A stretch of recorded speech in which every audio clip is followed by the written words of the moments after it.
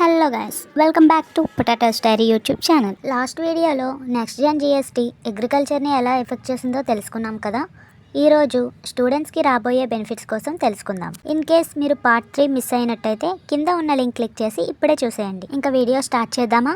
Let's dive into the video. Next gen GST reforms part 4. మన స్టూడెంట్స్కి చాలాసార్లు అవసరం ఉండే maps, globes, exercise books, notebooks, charts ఇలా అన్ని స్టేషనరీ ఐటమ్స్ మీద ఇంతకుముందు 12% నుంచి 5% వరకు జిఎస్టీ ఉండేది. కానీ ఇప్పటి నుండి ఏ స్టేషనరీ ఐటమ్ అయినా వితౌట్ ఎనీ జిఎస్టీ మనకి అందుబాటులోకి వస్తుంది.